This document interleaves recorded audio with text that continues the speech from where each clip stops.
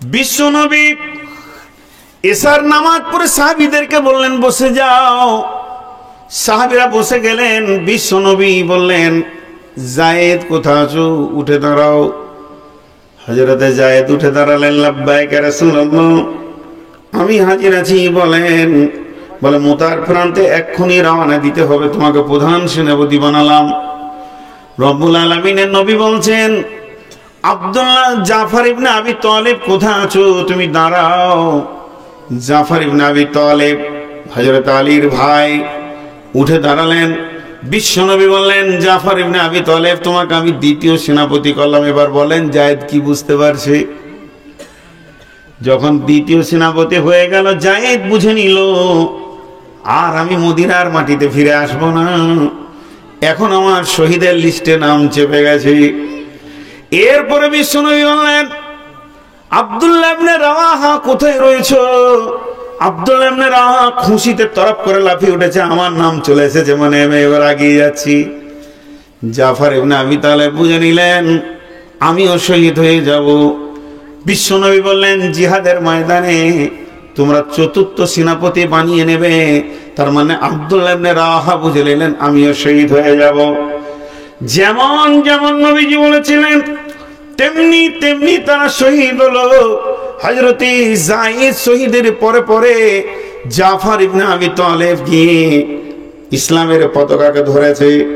ডান হাত কেটেছে, বাম হাতে ধরেছে, বাম হাতে কেটেছে, দুই পায়ে জড়িয়ে ধরেছে।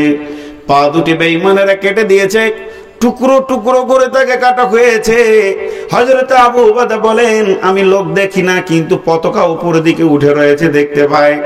দূরে গিয়ে দেখি হযরতে জাফর ইবনে আবি তালেব ইসলামের পতাকাকে মর্যাদা সম্পন্ন করে রাখার জন্য দাঁত দিয়ে ধরে আছে। যেই পতাকাটা আমি ধরে নিলাম, জাফর ইবনে আবি তালেব বললেন, ভাই আমার নাকে জান্নাতের সেন্ট এসে গেছে, এখন আমি আল্লাহর পেয়ারা হয়ে বিদায় নিতে চলেছি। আমার বিদায় সালামটা বিশ্ব নবীর কাছে তুমি পৌঁছে দিও। তৃতীয় সেনাপতি আব্দুল্লাহ ইবনে রাওয়াহা এসে পতাকা নিয়ে এলেন। সেনাপতি কমান্ডেন্ট সে কাজ শুরু করলেন। তিনিও পৃথিবীর বুক থেকে বিজয় নিলেন। আর আপনার কিনা উহুদের প্রান্তে যখন যাবেন ৭২ জন শহীদকে দেখতে পাবেন। আল্লাহ হতভাগাকে ওই শহীদের কবর ৯ থেকে ১০ বার জিয়ারত করার তৌফিক দিয়েছেন। তিনবার জিয়ারত করেছি। বদরের প্রান্তে ১৩ জন জান্নাতি শুয়ে রয়েছে। বেঈমানরা তাদেরকে টুকরো টুকরো করে কেটে পৃথিবীর দুনিয়া থেকে সরিয়ে দিয়ে জান্নাতের ঘরে ভরে দিয়েছে। তাহলে এইগুলো হলো শহীদের মর্যাদা। আল্লাহর নবী বলছেন, শহীদরা কোনোদিন মরে না। কোরআন বলছে তাদেরকে প্রতিদিন রুজি দেওয়া হয়। পৃথিবীর জীবিত মানুষ যেমন খায়, তারা শহীদরাও প্রতিদিন খায়। তাদের আল্লাহর সঙ্গে কথোপকথন হয়। শহীদরা বলে আল্লাহকে, মাবুদ শহীদের যে এত মর্যাদা যদি আগে জানতাম, আমি মরার পরে জানলাম। আল্লাহ তুমি আমরা কিছুই চাই না, জান্নাতের সমস্ত নিয়ামত থেকে বেরিয়ে যেতে চাইবে একমাত্র শহীদ। তারা বলবে, মাবুদ আমাদের জান আবার দেওয়া হোক, আমরা বারবার আপনার রাস্তায় শহীদ হব। শহীদের মর্যাদা কতটা!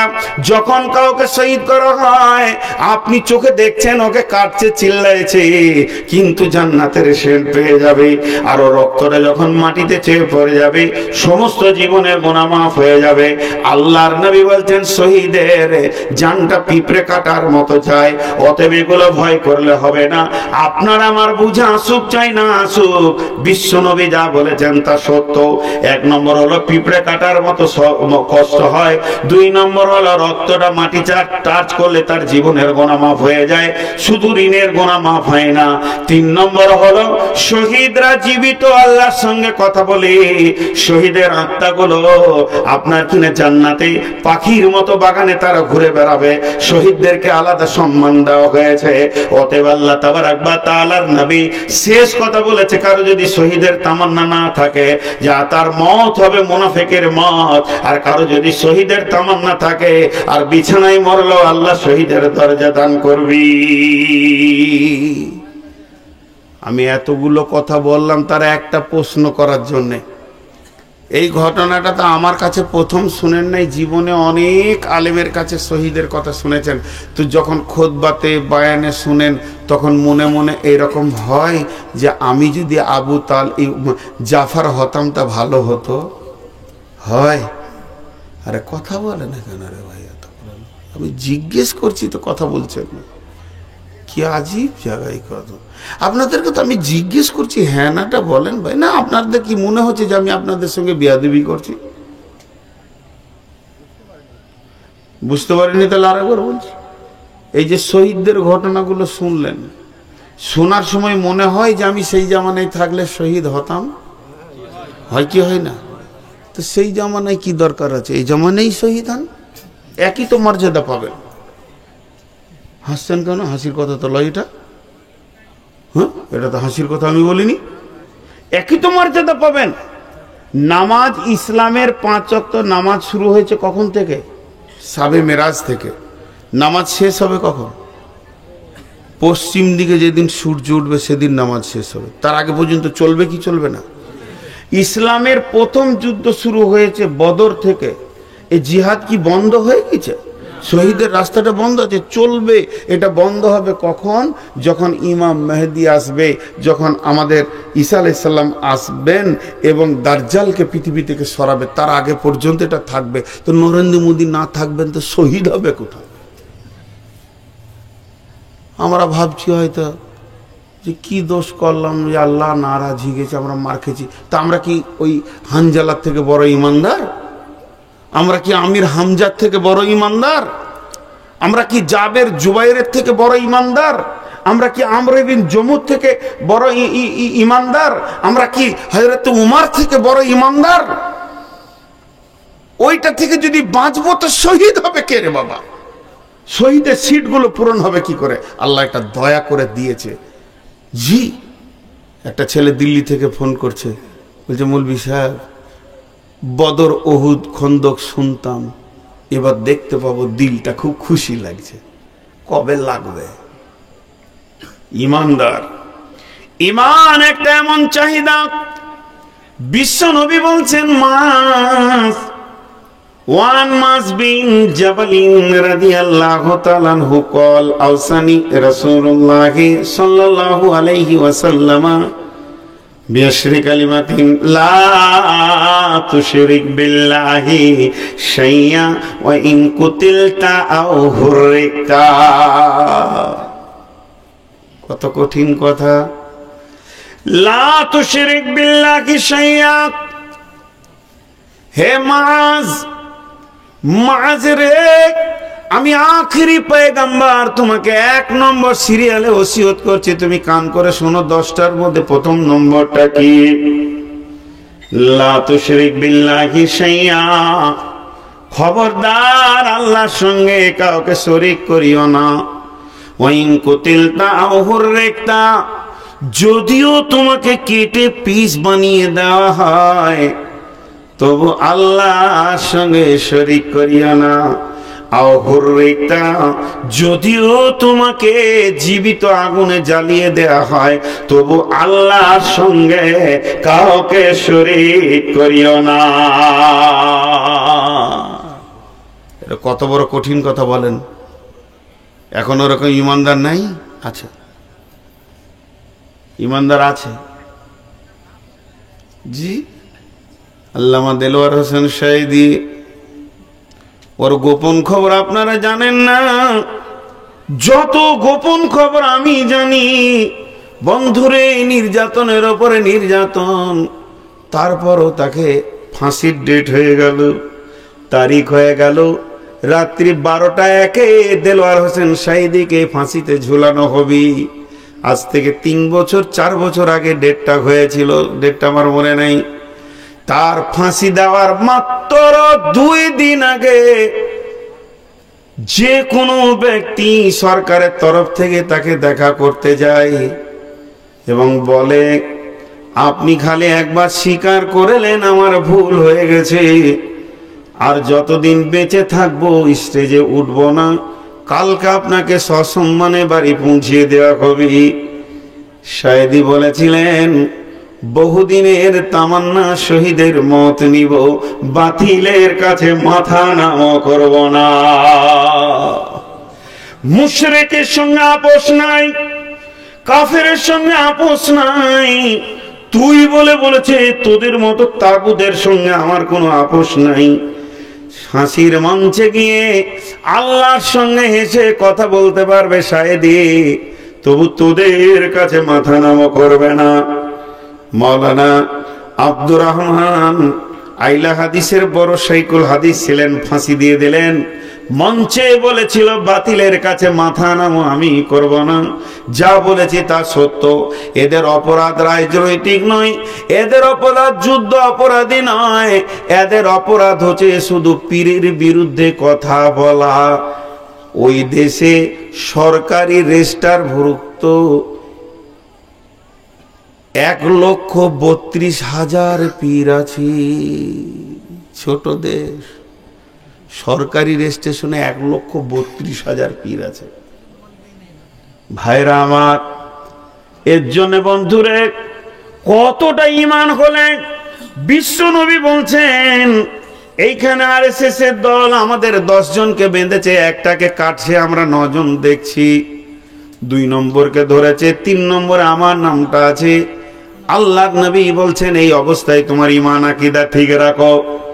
উইঘুরের মুসলমান শুধু তাদের কাঁচা চামকে টেনে ছাড়ানো হচ্ছে। যুবতীগুলোকে আজকে বিকালে আমার মনে পড়েছিল, চোখে পানি আসলো, ওগুলো তো আমাদের বোন। যুবতীগুলোকে সৈন্যরা রাতের পর রাত ব্যবহার করছে, শুধু একটাই কারণ, আল্লাহকে অস্বীকার করো, রসুলকে অস্বীকার করো। তারা এখনো পর্যন্ত পারেনি। এগুলি কি শহীদের দরজা যাবে না? এর জন্য বিশ্বনবী নামাজের কথা বললেন না, রোজার কথা বললেন না, হজের কথা বললেন না, যাকাতের কথা বললেন না। মুসলমান, আপনার আমার সামনে এমন একটা টাইম আসবে, এমন একটা সময় আসবে, এমন একটা মৌকা আসবে, পৃথিবীর সমস্ত আমলগুলি মাফ হয়ে যাবে, শুধু ঈমান থাকলে জান্নাতুল ফেরদাউস পাওয়া যাবে ঈমানের উপরে। এর জন্য নবী বলছেন, ওইন কুতিলতা আও হুররিকতা, মাঝরে ঈমানের ক্ষমতাটাকে বাড়াও, এত বেশি বাড়াও যাতে করে ওই রকম ফাঁসির মঞ্চে গিয়ে তুমি হাসতে হাসতে আল্লাহর সঙ্গে মোলাকাত নিতে পারো। জি কি বলছে? ছেড়ে দেবার বেশি না, কত চালাবো? মাথা খারাপ, 3 বেশি না 12 বেশি? ও দিল ছোট বলি 3টে বলছে, আমার দিল কত গুর্দা বড়, 12টা পর্যন্ত চালাবো।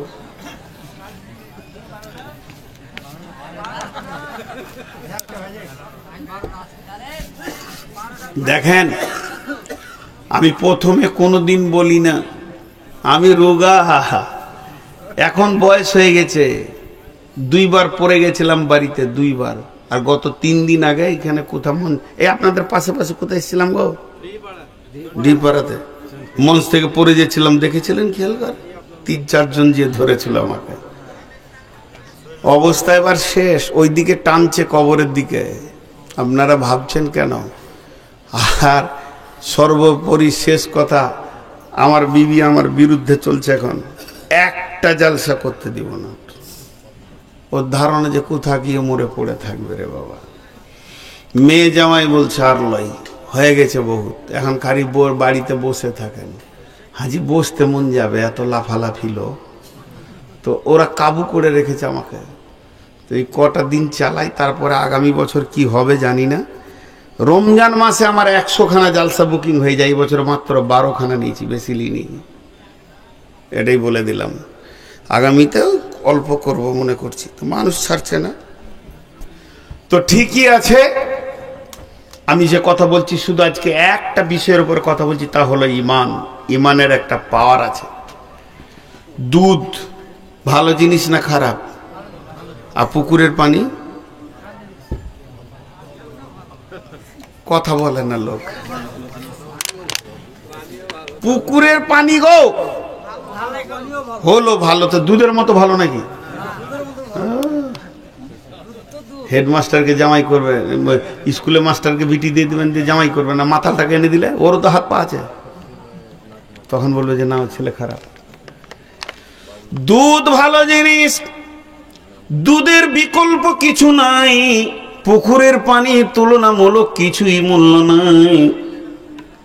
যদি দুধকে এমনি করে ধরে বোতলে জালসা করি, আমি নূর মোহাম্মদ দুধ রে তুই বড় দামি জিনিস, তোর মতো দামি জিনিস কিছু নাই।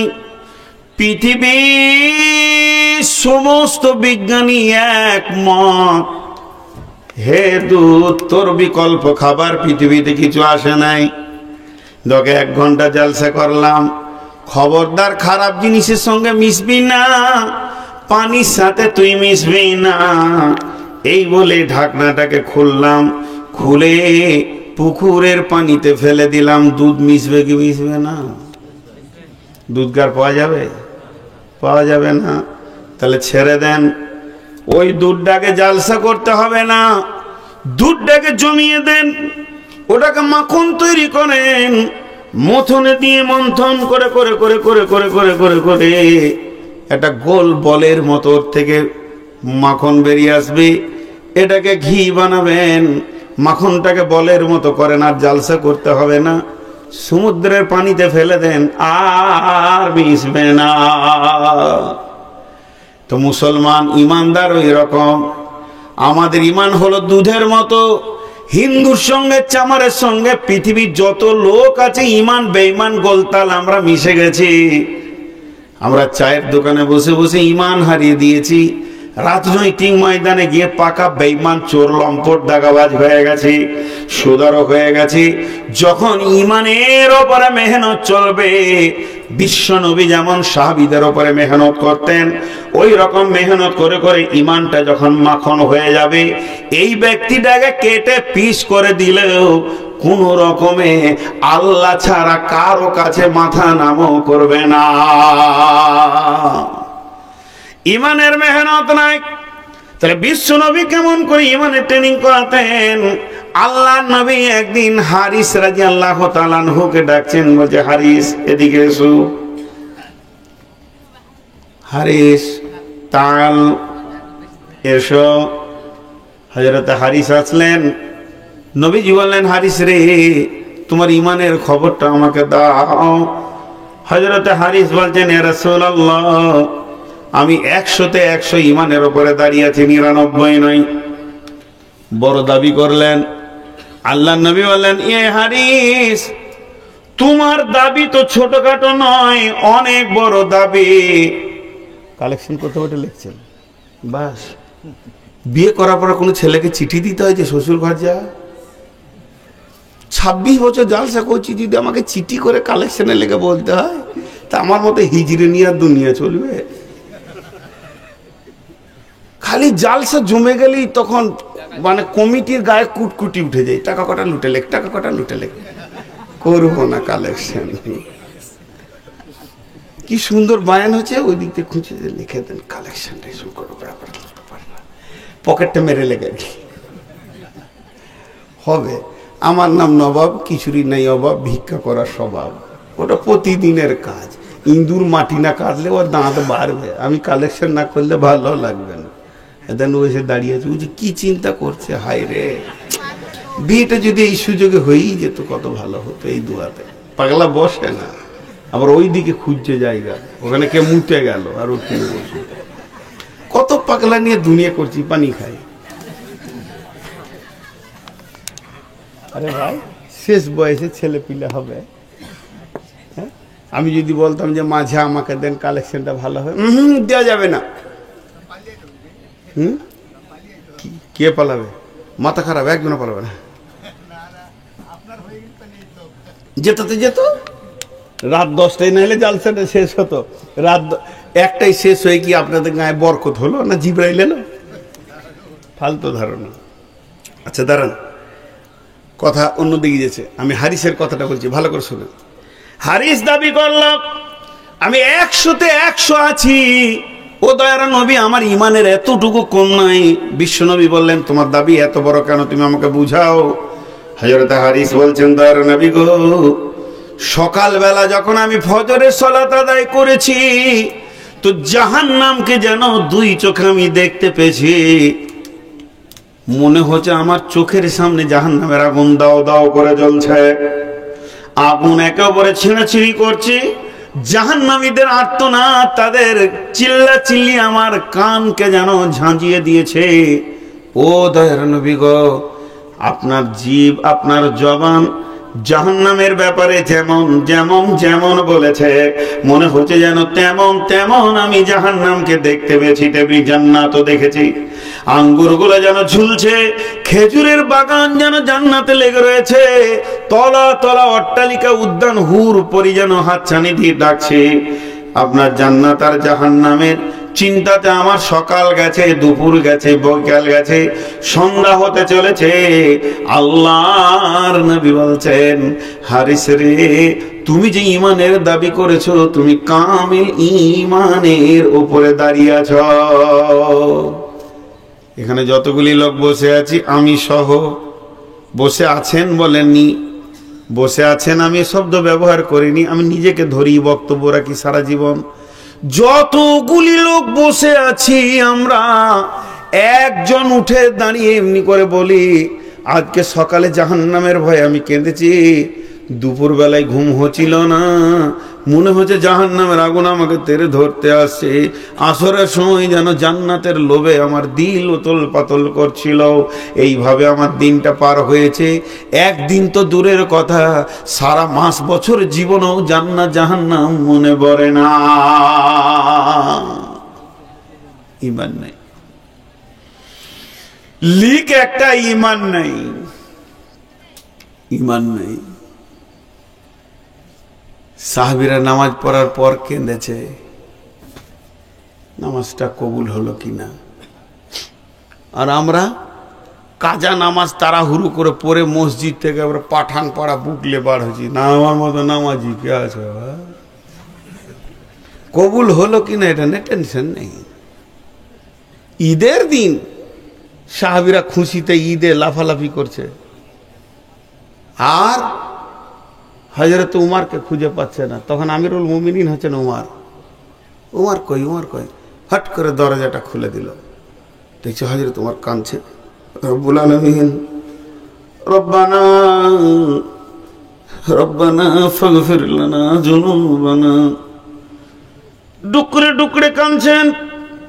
সাহাবীরা প্রশ্ন করলেন, আমিরুল মুমিনিন, খলিফাতুল মুসলিমিন, আজকে কিসের দিন? ঈদের দিন। ঈদ মানে কি? খুশি। রব্বুল আলামিন আজকে আমাদেরকে ঈদ দিয়েছেন কিনা? বলে হ্যাঁ দিয়েছে।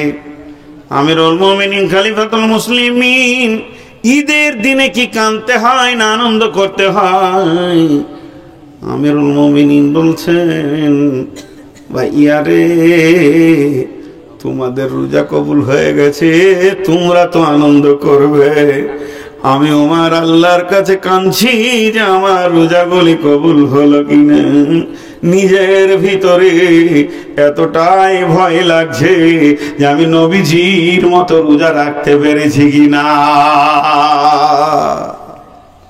জি, আমাদের অবস্থা খুব খারাপ। যে কটা রোজা রাখে না তারা তো রাখি না, তারা যে কোন গ্রুপের মাল আল্লাহ জানে। না হিন্দু, না মুসলমান, না জড়ো, না খ্রিস্টান, না করে কোনো জায়গায় নাই। এদের যে কি প্ল্যাটফর্ম আছে আল্লাহ মাহবুব জানে। খেয়েছে গাও গাও গাও গাও করে ঘুরে বেড়াচ্ছে, মনে মনে ভাবছে আল্লাহ কি করে নেবে, কি ওটা দেখে নেবো, মোটামুটি সামালে নেবো আর কি। মস্তান টাস্তান মানুষ আবার গিয়ে দেখ, তোর খালুকে জিজ্ঞেস করা শুয়ে আছে মিশরে ফেরাউনকে, ওর যদি কথা বলার ক্ষমতা থাকতো বলতো, বেটা যাস না রে বাপ, আমি যা ফাঁসা ফেসেছি তুই আর যাস না। জি মা আমার, বোন আমার, পৃথিবী অত সহজ জিনিস নয়। তো ঈমান হচ্ছে সব থেকে বলিষ্ঠ জিনিস। যার ভিতরে ঈমান আছে সব আছে, যার ভিতরে ঈমান নাই তার ভিতরে কিছু নাই। আচ্ছা, এখন একটা কথা বলি। আমার কাছে ধরেন 5 লাখ টাকা আছে, আপনারা হজ উমরা করবেন না গো, তো হজে যাচ্ছি আমি, তো ওই টাকাটা মুরব্বী মানুষ গছিয়ে গছিয়ে রেখেছি, তা আমার দুটা বেটা আছে, তো বেটাদের হাতে যদি দিয়ে দিই তোরা বিসমিল্লাহ বলে 2.5 লাখ করে ভাগ করলে, ওরা খালি খুঁজছে যে বাপের যা আছে ভাগ করলে, মুরব্বী কি করবে। তো আমি রেখেছি, সময় অসময় কাজে লাগবে। তো মনে মনে করছি যে টাকাটা কাউকে জমা দিয়ে হজ করতে যাব, ওকে বলে দিব ফিরে যদি আসি তা আমাকে দিও, আর মরে গেলে বেটাদের হাতে দিয়ে দিও, ছেলে আমার সব ভালো, তার লেগে লাই। তো আগে বিশ্বাস করব যে টাকা দিব, না আগে টাকা দিয়ে দিব যে পরে বিশ্বাস করব?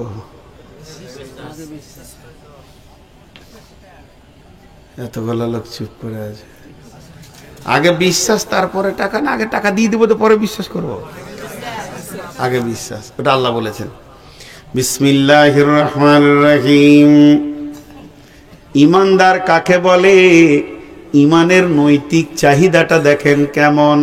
আল্লাযীনা ইউমিনুনা বিল গায়বি ওয়া ইউকিমুনাস সালাতা ওয়া মিম্মা রাযাকনাহুম ইউনফিকুন। তিনখানা কথা বললেন এই আয়াতে। প্রথম নম্বরে তো আমাকে বিশ্বাস কর, দেখতে কোনোদিন পাবি না মরার আগে যখন তুই কিয়ামতের মাঠে উঠবি, রোজাদারকে আমি মোলাকাতে আসবো, বাকি তোরা জান্নাতে আমাকে দেখবি। অতএব যারা না দেখে আমাকে বিশ্বাস করলো তাদেরকে দুই জায়গায় আমলে পাওয়া যাবে, তাদেরকে নামাজের কাতারে পাওয়া যাবে।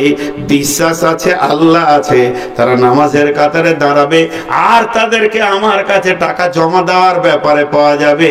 এই দুই জায়গাতে তারা কোনোদিন পেছন পা হবে না। ইমানের নৈতিক চাহিদা, আল্লাহ আছে তো আমি আল্লাহ কি দিব। এবার পেছন থেকে 1-2 করে উঠতে শুরু করেছে। ওরা হলো চালাক, ওরা মনে মনে ভাবছে কালেকশন হবে, পালিয়েছ। হ্যাঁ, এই চালাকগুলো জানেন কি মালের মাল, সব জায়গায় এরা পালিয়ে থাকে, সব জায়গায়। ওই যে চালাকের গল্প মৌলানা সাহাবুদ্দিন শোনাইতেন, হেসে জান খারাপ হয়ে যাবে, না শোনানোই ভালো। তো চালাকরাই বিপদে পড়ে, বেশি চালাক হলে। দেখেন শুনেন, আল্লাহ তাবারক ওয়া তাআলা প্রতিটি আমলের শেষে আপনার আজর দেন, প্রতিটি আমলের শেষে। এখন সভাটা একসঙ্গে দোয়া পড়ে শেষ করব। শেষ পর্যন্ত থাকবেন, পূর্ণ নেকি নিয়ে যাবেন। না থাকবেন, চালাক হবেন, তো কিয়ামতের মাঠে পস্তাবেন। সারাদিন রোজা রেখেছে, 3 মিনিট আগে পানি খেয়েছে, তাও আবার ফ্রিজের মাল দিয়ে বলছে রোজা ভাঙবে না, তোদের সঙ্গে চালাইতে চালাইতে তোদের সাথ নিয়ে নেবো আর কি 3 মিনিট। তুই পাগলারা হাঁটতে হাঁটতে যে চার মনে মনে ভাবছে সাথ লে নেব, কিন্তু এটা লাই একসঙ্গে সব। পৃথিবীর কোনো বক্তাকে দেখেছেন পকেটে হাত ভরে বের করে নিয়েছে? কোনো জায়গায় দেখছেন? আমার উস্তাদ বলতেন যে মৌলবীরা বলে দে বাপ, বাপজি দে, আর যখন রাতে ডাকাত ঢুকে তখন ও ঘুরিয়ে বলে লে বাপ, উজান চালাই লে বাপ। নাকি ডাক্তার যখন ওকে বলে তোর এই হয়েছে লে বাপ, 2 জায়গায় টাকা ঢালে, কোর্টে ডাক্তারকে। তো দে বাপ আর লে বাপ, আপনাদেরকে বুঝিয়ে 2 পয়সা নেব। তো আল্লাহ বলছে আমাকে যদি বিশ্বাস থাকে তো আমাকে টাকা দে। এবার ইমানের একটা ঘটনা শুনেন। বানি ইসরাইলের জামানায়, মুসা আলাইহিস সালামের জামানায় একটি লোক নিয়ত করলো আজকে রাত্রিতে গোপনে আমি দান করব। এত গোপনে দান করব আমি নবী মুসাকেও বলবো না, একমাত্র আল্লাহ ছাড়া কেউ জানবে না। গোপনে টাকাটাকে নিয়ে আশরফিকে একটা ছোট কাপড়ে বেঁধে নিয়ে আঁধার রাত্রিতে ঘুরতে ঘুরতে একটা ছেলের কোলে দিয়ে দিল, একটা যুবককে দিয়ে সে অন্ধকারে লুকিয়ে গেল। আর যখনই সকাল হলো সকালবেলায় যেখানে 5টা লোক বসে আছে, আলোচনা চলছে আজকে রাত্রি থেকে গোপনে সাদকা করেছে, দান করেছে, করবি কর। আমাদের গায়ে কালু চোরকে দিয়েছে, মাল চোরের হাতে চলে গেছে। মনে মনে ভাবছে আল্লাহ দান করলাম তো চোরের হাতে গেল, তো আজকে আরেকবার করবো। দ্বিতীয় দিন সে গোপন একটা মেয়েকে দিয়েছে। সকালবেলায় খবর হয়েছে এলাকার মধ্যে সেরা নোংরা মেয়ে বেশ্যা রান্ডিকে দিয়েছে। দান কারনালা বোঝালা কি ভেজাল শুরু হলো। প্রথম দিনে চোর, দ্বিতীয় দিনে বেশ্যা, দান দান 3 দান। আর একবার দেখি এক চৌমোহিনীতে বুড়া বসে আছে, না আছে যৌবন, না চুরি করতে পারবে, ওর কোলে দিয়েছে। সকালবেলায় খবর হচ্ছে প্রথম দিনে চোর, দ্বিতীয় দিনে বেশ্যা, আর তৃতীয় দিনে এলাকার সেরা বড় লোক বকিলকে দিয়েছে। যা কাঁদতে শুরু করেছে, এত গভীরে কাঁদছে। আল্লাহ আল্লাহুম্মা লাকাল হামদ আলা সারিকি ওয়ালা জানিয়া ওয়ালাল গানি ওতিয়া কিলা লাহু। আল্লাহ তাকে খবর শোনাচ্ছে, গোলাম রে তোর 3 দিনের দান আমি কবুল করেছি। জোরে বলেন সুবহানাল্লাহ। আমি তোর দানটার মধ্যে এত রিয়াকশন ছিল আমার প্রতি বিশ্বাস করে, গোপনে তুই নিজেকে হারিয়ে দিয়ে দান করেছিলি রে বান্দা। এর জন্য আমি 3টে দান 3 জায়গায় কাজে লাগিয়েছি। তোর দানের রিয়াকশনটা কাজে লেগেছে। চোরটা জীবনে তওবা করে চুরি ছেড়েছে, বেশ্যাটা জীবনে তওবা করে গোনা ছেড়েছে, আর বকিল এবার দান করতে শুরু করেছে। অতএব গোপন দান আমার কাছে অনেক রিয়াকশনের কাজ। তবে প্রকাশ্যে দান করা যায় না, যায় বলবে না কেউ, চলবে না, এ কথা বলা যাবে না। আপনারা ঘড়ি দেখেন, 4 মিনিট পর আমি দোয়া করে দেব, উঠিয়ে দেব। কিন্তু এই 4 মিনিটে কেউ 2000, 1000, 5000 দেনেওয়ালা আছেন? 4 মিনিট দেখব। আর একটা ওই দিক থেকে টেবিল নিয়ে এসে এখানে দেন, ওই দিকে দিব না, এই দিকে একটা টেবিল, ফাঁকা টেবিল এখানে দেন। 4 মিনিটের ভিতরে 1-2000 দেনেওয়ালা আছেন? কেউ কেউ নাই ভাই। 5000 দেনেওয়ালা, 2000 দেনেওয়ালা, 1000 দেনেওয়ালা কেউ আছেন? আর না হয় এই টেবিলগুলোকে সরিয়ে এলেন। ভাইয়া যতটি লোক বসে আছেন, আর আমার মা বোন যতটি বসে আছেন, আমার মা বোন যতটি বসে আছেন, আরে এইটাই দিলি তো হবে। আর পুরুষ যত বসে আছেন, মেয়েদেরকে একটা টেবিল দাও মেন গেটে। মা বোনেরা দোয়া শেষ হবে, মজলিস শেষ হবে, কিন্তু আপনারা টেবিলে হাতটা রেখে যাবেন, 1 টাকা হলেও দিয়ে যাবেন। শেষ কথা বললাম। আর এই টেবিলটা সামনে দিচ্ছি, পেছন দিকে না দিয়ে এইখানে দেন। আপনি সামনের দিকে যখন পা পা করে হেঁটে আসবেন তো আমার আল্লাহ খুশি হবেন। বিধায় যতটি লোক আছেন এই টেবিলে দেবেন। 5000 দেনেওয়ালা কেউ আছেন? এখনো বলেন 4 মিনিট হয়নি, 2 মিনিট হয়েছে, আর 2 মিনিট আছে। 5000, 1000, 2000, মাশাআল্লাহ। বেনামিতে 10,000 দিয়েছেন, ফোন পেতে দিও, যাই বাস নগদই হলো। এখন ওই যুগ আছে তো, যুগে দিয়েছে, ব্যবহার করেছে, ঠিক আছে। কেউ আছেন? 10,000 একটা হয়েছে। মা বোনেদের কেউ আছেন? খালা মা, মুরব্বী। ও আবার চেয়ার আনছে এখানে, এখানে ভোজের ব্যবস্থা আছে নাকি? চেয়ার নিয়ে চলে আসতো তুমি। ওই চেয়ার দেখতে পারছি না, আবার চেয়ার নিয়ে আসছে। আছেন আল্লাহর বান্দা কেউ 1-2 দেনেওয়ালা? কেউ নাই গো। আহা, আমার কপাল পোড়া গো। ইজ্জতটা কেউ রাখলেন। ওই ভাই 10,000 দিয়ে রেখেছে, 2000, 1000 দিয়ে কেউ রাখছে না গো। হ্যাঁ, কে টাকা আনছে? কত আনছো ভাই? দিয়ে দাও তো, রাগ করে 20,000 দেখে লিখি সালার আগে কি করবে। 3,000 দিয়েছ? এটা কত? 2000। ওইটা কত? মাশাআল্লাহ। আসছে আসছে আসছে, ইজ্জতটা থাকলো। বেশি টাকাটা ওইদিকে ভরছে, কমটা এইদিকে নিয়ে আসছে। ওইটা বার করো দেখি কত আছে, গুনেলি। এটা কত আছে? হ্যাঁ, কত আছে? দেখো ভিতরকার মালটা দেখি।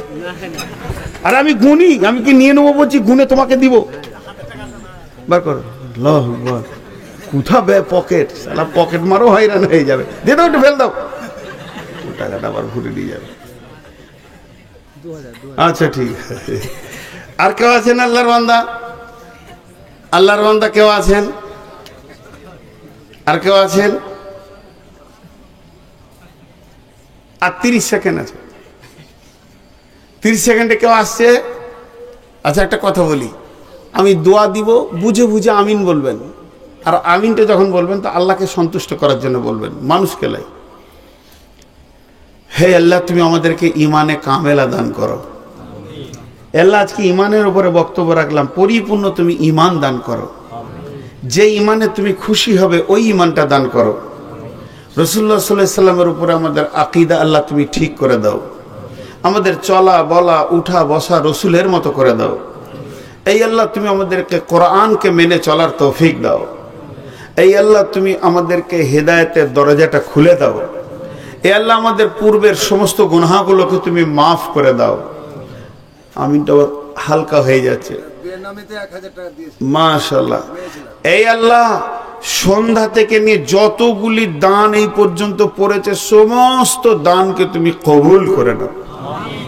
এই আল্লাহ, এর পরও যারা দান করবে সেটাকেও তুমি কবুল করে নাও। শুধু এখানে নয়, সারা বিশ্বে ইসলামকে বাঁচানোর জন্য যে যে টাকাটা দিচ্ছে ওটা তুমি কবুল করে নাও। এই আল্লাহ, আমাদের মা বাপ ভাই বোন ওস্তাদ শিক্ষক ওস্তাদের ওস্তাদ একদম রসুল পর্যন্ত সাহাবা পর্যন্ত যত ইমাম বড় বড় পৃথিবীতে ছিলেন, ইমাম বুখারী, ইমাম তিরমিজি, ইমাম মুসলিম, সমস্তকে আল্লাহ তুমি তাদের কবরগুলোকে নূরে মনোয়ার করে দাও, তাদেরকে তুমি ক্ষমা করে দাও। তৌহিদকে সামনে নিয়ে যারা চলে গেছে আল্লাহ তাদেরকে তুমি মাফ করো। ওকে দিবেন না, টেবিলে দিবেন।